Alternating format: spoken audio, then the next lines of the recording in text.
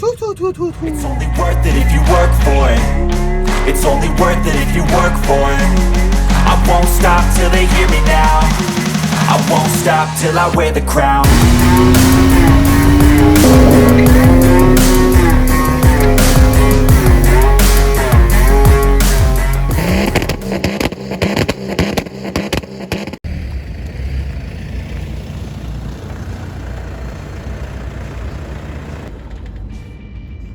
So early. Good morning, welcome back to another video. And we might have blew up the ricer beans once again, so gotta get myself some breakfast and get the car back home, and then I'll get into it a bit later of kind of what I think, or what we think happened to it. And I guess we need the old reliable 204 to get the ricer beans back home, but it's been having a bad case of the oil leaks. It would be a pretty bad situation if it decides to blow up too.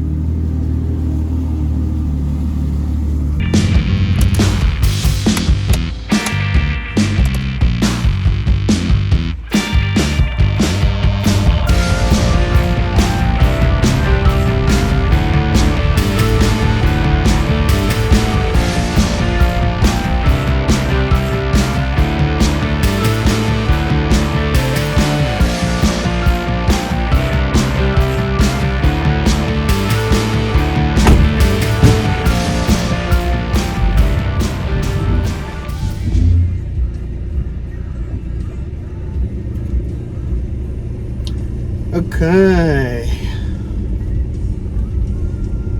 so I got to Lance this morning, got the car fired up and moved out of his yard. Then I just helped Andrew get a E-Class back to his place, and now we are going to the licensing department because I have to get the car weighed again to sort out some paperwork. It's about a 12-minute drive normally, but this may take a bit longer.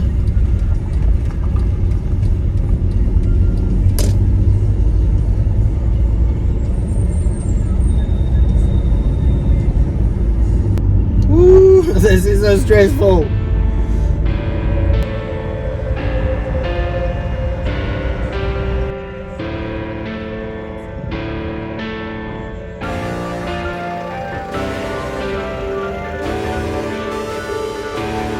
Alright, got the paperwork done. Now we can head on back home.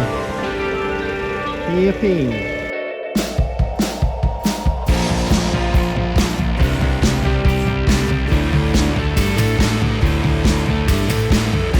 While Patchy pulls himself together, let's see how SpongeBob's party is shaping up.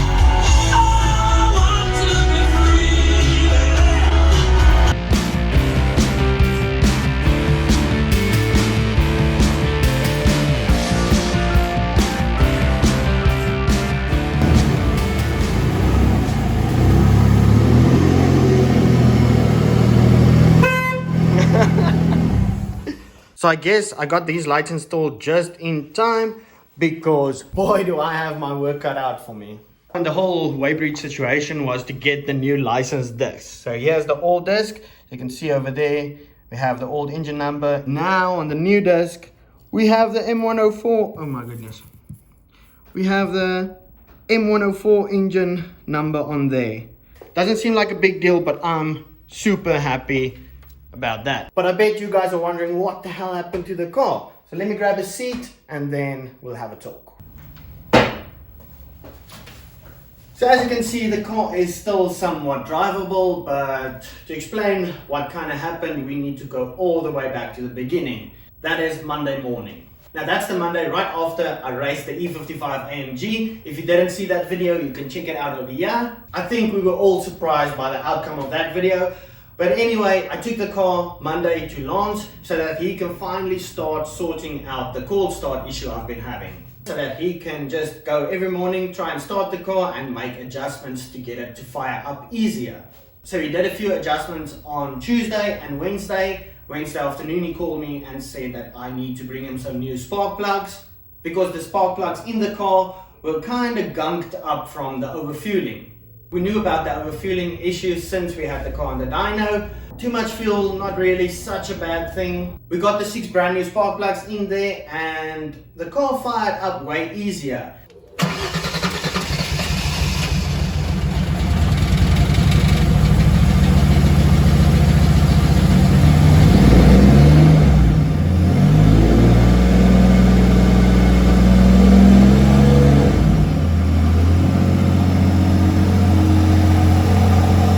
Then we decided to take it out on the road to do some more tuning and go over the map to see if we make some adjustments to that, if it'll improve the cold start. So on Friday morning, went over there, we got the sensor in the exhaust as well as a laptop on the ECU, and we went out to do some tuning. Now the way we do this is pretty awesome. I get behind the wheel and then Lance sits next to me with the laptop. And then on the ECU you have your different RPM ranges. We take one range and then I use the car's brake to keep it at a steady, let's say 3000 RPM, and then I would push the accelerator to emulate different load ranges. So from 20% throttle to 50 to 80 to 100. And then depending on what the AFR readings are, Lance will make adjustments on the fueling on the ECU.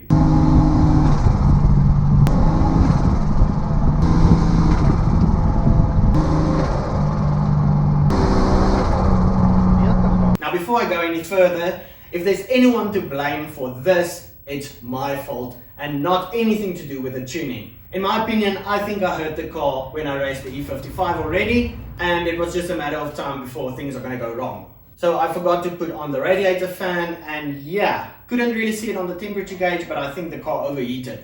Anyway, we were out on the road for about 30-40 minutes, and then the car started to act a bit weird. And then I heard a sound that's all too familiar. This clip isn't too long ago when we blew our first head gasket.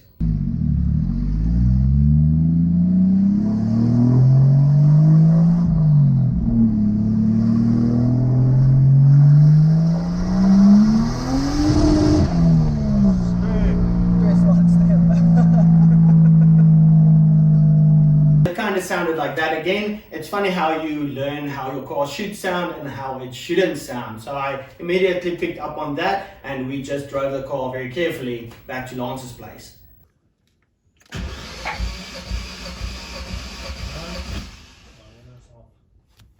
When we blew the first head gasket, that was due to the radiator having a crack, leaking all the water out, and that's the way the car overheated. This time, I'm not so sure what happened. So back when we blew the first head gasket, Lance was kind enough to give me a spot at his place to get it fixed. If you saw that video, you know that I took the car apart, got the new head gasket in there, put it all back together and started the car, everything in one video. But this time I decided to bring the car back home because there's a lot of other stuff I want to give my attention to. Doing a head gasket on a car is not the easiest or the most fun job, but now I think I'll be able to do it on my own, and then while I'm in there, we'll look at some other things I want to do. But more on that later. I think for now, let's start taking things apart.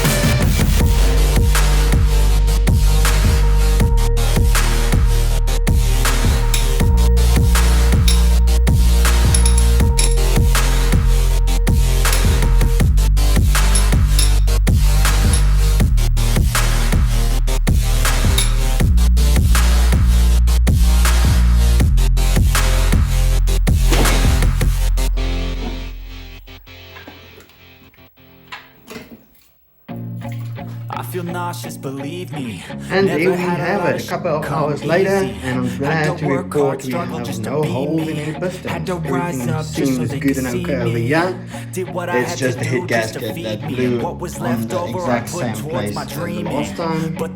And then I just have a head over here. I took everything apart. It's just kind of important that you put everything back exactly where you took them out. Now I'll just get the head skimmed again, and then we are also looking into putting a spacer on the block, a 1.5mm spacer, but we're still deciding on that and figuring things out. And then also that heater core pipe that goes from behind the engine into the car and then comes out over there. I want to delete that because just to get better flow at the back of the engine, because that's where the problem is showing up every time. But for now, I think that's gonna be it, because I need to figure out what the hell is going on with the W104. We need to figure out where all that oil is coming out. So yeah, that's gonna be it for this video. Thank you so much for watching, and I'll see you in the next one.